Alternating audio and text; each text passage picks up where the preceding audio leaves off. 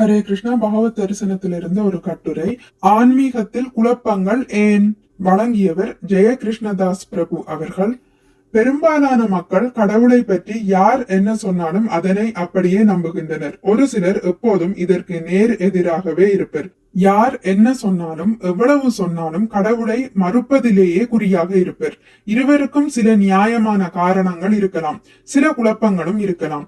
அவை அடுத்தவருக்கு சாதகமாக அமைகின்றன. நாஸ்திகவாதிகள் பரிகசிக்கும் வண்ணம் ஆஸ்திகவாதிகளிடம் குழப்பங்கள் நிலவுவது ஏன்?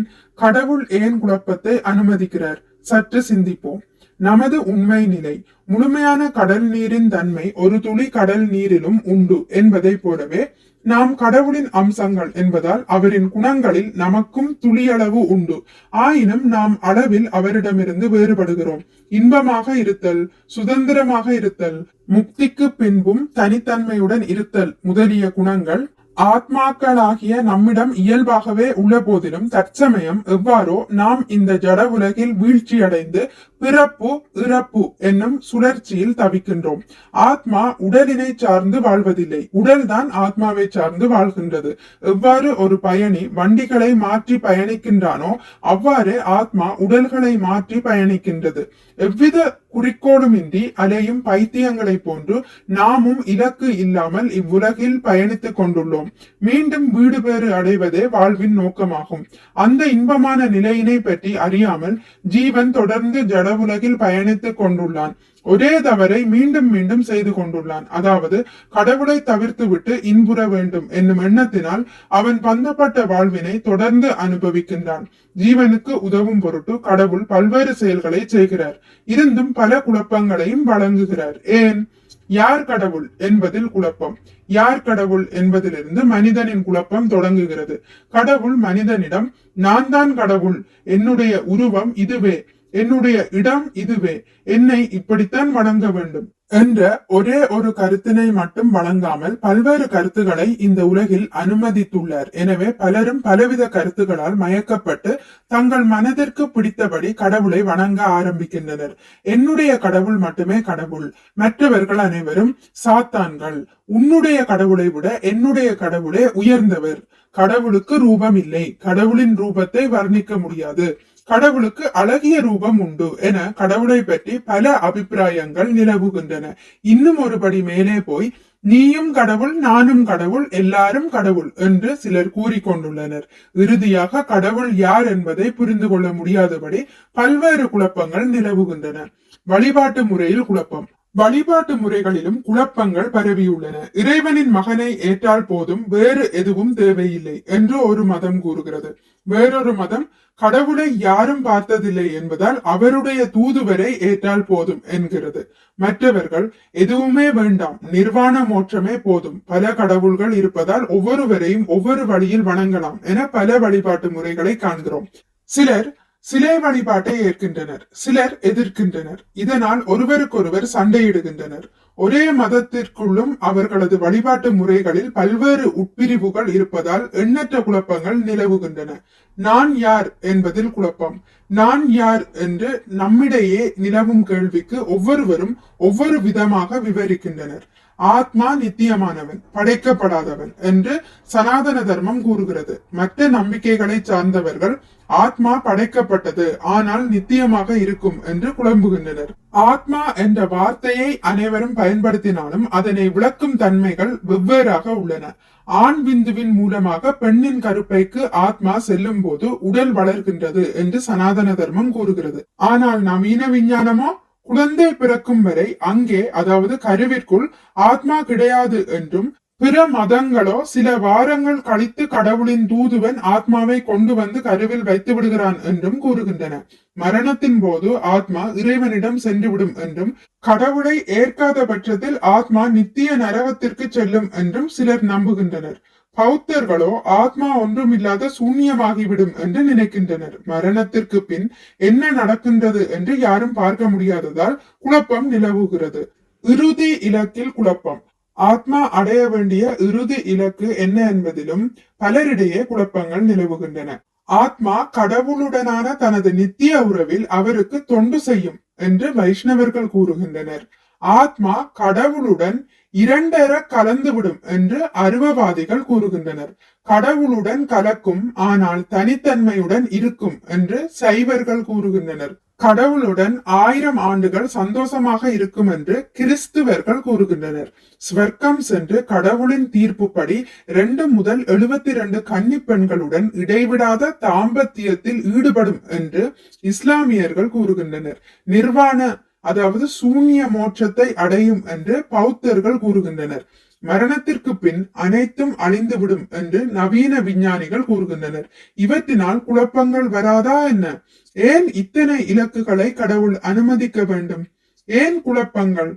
கடவுள் என்று ஒருவர் இருந்தால் நேரடியாக வந்துவிடலாமே. அனைத்து குழப்பங்களும் ஒரே நொடியில் தீர்ந்து விடுமே என்று கடவுள் நம்பிக்கை உடையவர்களே சில நேரங்களில் எதிர்பார்ப்பது உண்டு. இஸ்லாம் கூறுவது போன்று கடவுளை யாராலும் காண முடியாது என்பது துளியும் உண்மையல்ல. அவரது குரலை ஒருவரால் கேட்க முடியுமெனில் குரலுக்கு சொந்தமான உருவத்தினையும் மற்றொருவரால் காண முடியும். இஸ்லாம் மற்றும் கிறிஸ்துவத்தின்படி இங்கு மரணிக்கும் வயதான நபர் ஸ்வர்க்கத்தில் இளமையான உடலுடன் எழுப்பப்படுவார் என்றால் மறுபிறவி என்பது உண்மையே. பிறப்பு ஒரு முறையே என்றால் கடவுள் அனைவரையும் சமமாக பார்க்கிறார் என்றால் ஒருவரை பட்டத்து இளவரசராகவும் மற்றொருவரை அவரது தரிசனத்திற்கு இறங்கும் பிரஜையாகவும் கடவுள் ஏன் ஏற்றத்தாழ்வுடன் படைக்க வேண்டும்? மேலே கூறியபடி நாம் கடவுளின் அம்சம் என்பதால் அவரது பல குணங்களை சிறிய அளவில் பெற்றுள்ளோம். இன்பமாக இருத்தல், சுதந்திரமாக இருத்தல் ஆகிய குணங்களும் அவற்றில் அடங்குகின்றன. இக்குணங்களின் அளவு நம்மிடையே குறைவாக இருப்பதால் நாம் கடவுளுடன் அவரது கட்டுப்பாட்டின் கீழ் வசித்தால் மட்டுமே சுதந்திரமாகவும் இன்பமாகவும் வாழ முடியும். கடவுளை விட்டு விலகினால் இந்த இரண்டும் நம்மை மயக்கத்தில் வைத்து துன்புற வைக்கும். இந்த மயக்கத்தையும் துன்பத்தையும் தற்போது நாம் அனுபவித்துக் கொண்டுள்ளோம். கடவுளை நாம் மீண்டும் அடைந்தால் மட்டுமே அனைத்து துன்பங்களுக்கும் குழப்பங்களுக்கும் தீர்வு ஏற்படும். அதே சமயத்தில் வெறும் அச்சத்தை மட்டும் காரணமாக வைத்து கடவுளிடம் செல்ல நாம் விரும்பினால் அவர் அதற்கு அனுமதிப்பதில்லை. மறுபிறவிக்கு அஞ்சி, துயரங்களுக்கு அஞ்சி கடவுள் என்று ஒருவர் இருந்தால் அங்கு சென்று விடலாம் என்று அரைகுறை நம்பிக்கையை ஏற்று செயல்படுவதை கடவுள் விரும்புவதில்லை. அவர் நம்மிடமிருந்து தூய அன்பினை இயல்பான முறையில் எதிர்பார்க்கின்றார். எனவே கடவுளுக்கு அஞ்சி என்று ஏதேனும் மதம் சொன்னால் அவர்கள் கடவுளின் உண்மையான விருப்பத்தினை அறிந்து கொள்வதில்லை என்று பொருள். தான் விரும்பும் பெண்ணின் கழுத்தில் கத்தியை வைத்து என்னை நேசி என்று சொன்னால் அந்த நேசம் எப்படி இருக்கும்? அதுபோல நம்மை அச்சுறுத்தி நேசிக்க வைப்பதற்கு கடவுள் எந்நாளும் விரும்பியதில்லை. பகவத்கீதையினை முறையான குருசீட பரம்பரையின் மூலமாக படிக்கும் போது எல்லா குழப்பங்களுக்கும் தெளிவான விடை கிடைக்கும். புத்தியை பயன்படுத்துவோம். சுதந்திரத்தன்மை கொண்ட நம்மிடம் நான் பெரிய அறிவாளி என்ற எண்ணம் இருப்பதால் அதற்கு தீனி போடுவதற்காகவும் கடவுள் பல பொய்யான கருத்துகளையும் குழப்பங்களையும் அனுமதித்து நம்மை மயக்குகிறார். இவ்வாறு தனது கர்வத்தினால் பல நிலைகளில் குழம்பியுள்ள ஜீவன் பல பிறவிகள் கழித்து தனது துன்பகரமான நிலையினை தீவிரமாக யோசித்து குழப்பம் தரும் பொய்யான சமய கருத்துகளிலிருந்து வெளிவர முயல்கிறான். அத்தகைய புத்திசாலியிடம் பல கருத்துக்கள் முன்வைக்கப்பட்டாலும் அவற்றினால் அவன் திருப்தி அடைவதில்லை. தோட்டத்தில் தேவையின்றி வைக்கப்பட்ட ஆப்பிள் மரம், நன்மை தீமை மரம் அவனுக்கு திருப்தியை கொடுப்பதில்லை. கடவுளை எதிர்த்து சண்டையிடும் சாத்தானை கடவுளால் ஒன்றும் செய்ய முடியவில்லை என்னும் கருத்து அவனுக்கு திருப்தியை கொடுப்பதில்லை. கடவுளுக்கு உருவம் இல்லை என்பதும் அவர் வயதானவர் என்பதும் அவனுக்கு திருப்தியை கொடுப்பதில்லை. பிறப்பு ஒரு முறையே என்பதும் அவனுக்கு திருப்தியை கொடுப்பதில்லை. எந்த முறையில் வணங்கினாலும் கடவுள் மகிழ்ச்சி அடைவார் என்பது அவனுக்கு திருப்தியை கொடுப்பதில்லை. புத்தியினை முறையாக பயன்படுத்தும் போது தவறான தகவல்கள் இயல்பாகவே அவனை விட்டு அகன்று விடுகின்றன.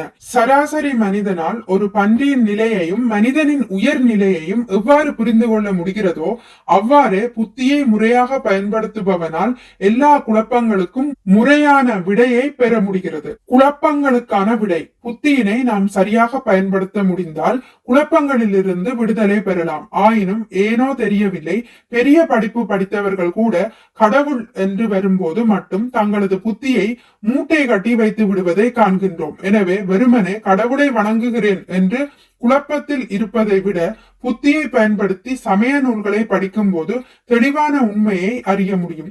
சமய நூல்களை அறிவுபூர்வமாக அணுகுவோர் எல்லா குழப்பங்களுக்கும் தெளிவான விடையினை பகவத்கீதையின் மூலமாக காண முடியும். கீதையினை முறையான குருசீட பரம்பரையின் மூலமாக படிக்கும் போது மேற்குறிப்பிட்ட குழப்பங்களுக்கு தெளிவான விடை பின்வருமாறு கிடைக்கிறது. முழுமுதற் கடவுள் யார்? கிருஷ்ணரே முழுமுதற் கடவுள். அவர் என்றும் இளமையானவர், நித்தியமான உருவத்துடன் ஆன்மீக உலகில் வீற்றிருப்பவர். என்னுடைய நிலை என்ன? நான் அவரது நித்திய சேவகன். எப்படியோ இந்த பிறப்பு இறப்பு கடலில் வீழ்ந்து துன்பப்படுகிறேன். முக்திக்கு பிறகும் என்னுடைய தனித்தன்மையை இழக்க மாட்டேன். எங்களின் இறுதி இலக்கு என்ன? கடவுளுக்கு நித்தியமாக தொண்டாற்றுவதன் மூலமாக அவரின் மீதான தூய அன்பினை மீண்டும் அடைவதே வாழ்வின் இறுதி இலக்கு. வழிபாட்டு முறை என்ன? கடவுளின் புலன்களை திருப்திப்படுத்தும் பொருட்டு புலன்களை கொண்டு அவருக்கு அன்பு தொண்டாற்றுவதே சிறப்பான வழிபாட்டு முறை. இதுவே பக்தி என்று அறியப்படுகிறது. இவ்வாறாக புத்தியை கொண்டு குழப்பங்களுக்கு தெளிவு காண நாம் விரும்பும் போது கடவுள் நமக்கு உதவுகிறார். நம்மையே உயர்ந்தவராக நினைத்தால் கடவுள் நம்மை குழப்புவார். மிக்க நன்றி. ஹரே கிருஷ்ணா. உங்களுக்கு இந்த வீடியோ பிடித்திருந்தால் லைக் பண்ணுங்கள், ஷேர் பண்ணுங்கள், சப்ஸ்கிரைப் பண்ணுங்கள். நோட்டிபிகேஷன் பெல்லை அழுத்துவதன் மூலம் அடுத்த பதிவுகள் உங்களை வந்தடையும். பகவான் ஸ்ரீ கிருஷ்ணரை பற்றி கேட்டு மகிழ்வோம். ஹரே கிருஷ்ணா.